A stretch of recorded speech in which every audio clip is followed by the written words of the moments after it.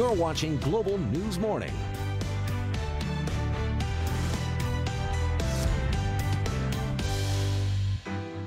And good morning to you. Just about to hit 6 o'clock here on your Friday morning. Coming up just after 7 o'clock, we are talking to the Calgary Stampede president, Dana Peers, for his take on the tough news that he had to deliver yesterday, Jordan.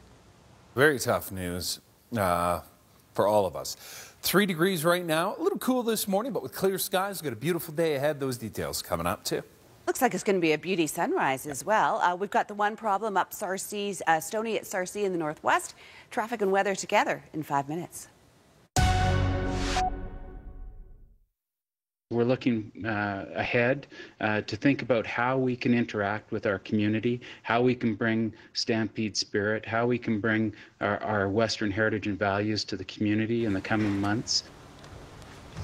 He has made the tough decision to cancel the greatest outdoor show on earth. Now, Calgary Stampede president Dana Peers is looking beyond the summer. The Stampede has been around for 108 years through 2 world wars, the Great Depression, and a devastating flood. But this year, COVID-19 has forced this historic moment.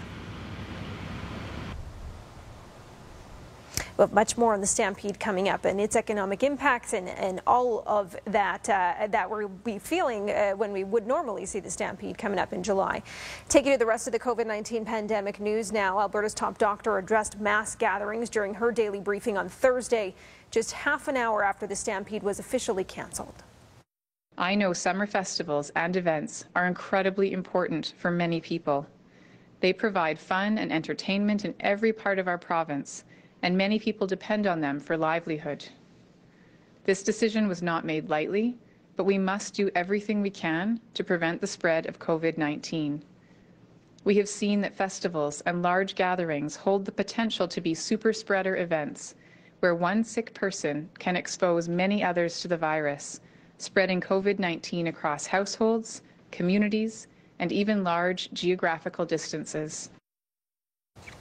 Prime Minister Justin Trudeau will hold his usual morning briefing, and he expects to hold another teleconference with the premiers today. Our chief political correspondent David Akin joins us from Ottawa this morning. Good morning to you, David. What else are we expecting from the PM today? Well, we're expecting him to talk a little bit more about programming announced earlier to give some rent relief to businesses. And of course, businesses are getting some help from a wage subsidy program. There's an emergency loan program in place for businesses. But one of the things that a lot of businesses have been worried about is trying to pay the rent. And earlier, the Prime Minister had announced that they were working on a rent relief program for rent due in April, May, June, and July, I believe. But there were some details to be worked out with the provinces. The provinces will be key to that program.